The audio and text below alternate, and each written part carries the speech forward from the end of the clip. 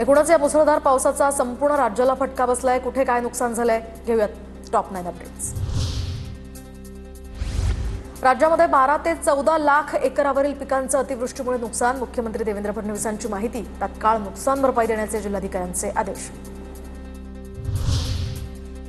राज्यभरात झालेल्या अतिवृष्टीमध्ये 21 जणांचा बळी तर 10 जण जखमी। सुमारे 1,500 नागरिकांचं सुरक्षित स्थळी स्थलांतर। अमरावतीमध्ये स्कूल बस चालकानं बस पुरात घातली। परतवाडामधली घटना। लहान मुलांच्या जीवाची पर्वा न करता ही बस पुरात घातली। पालक वर्गात यामुळे संतापाची लाट। साताऱ्यामध्ये कृष्णा नदीला पूर तर संगम माहुलीतील कैलास स्मशानभूमी सुद्धा पाण्याखाली। स्मशानभूमीतील अग्निकुंड सुद्धा पाण्याखाली।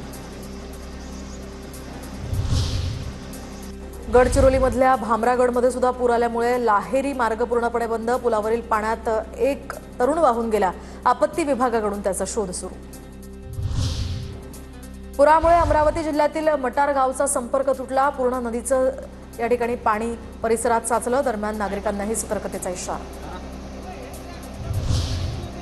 रायता कांबा परिसरामध्ये पाणी साचल्यामुळे वाहतूक ठप्प। कल्याण नगर मार्ग वाहतुकीसाठी बंद। वाहन चालकांना पर्यायी मार्गाचा वापर करण्याच्या सूचना। साताऱ्याच्या धोम धरणातनं कृष्णा नदी पात्रामध्ये 17,423 क्युसेकनं विसर्ग। वाईच्या महागणपती मंदिरालाही पाण्याचा वेढा। रायगडच्या पेण तालुक्यातील अंतोरे गाव पाण्याखाली। सलग 2 दिवसांपासून मुसळधार पाऊस तर हेटवणे धरणातनं सुद्धा विसर्ग वाढवला।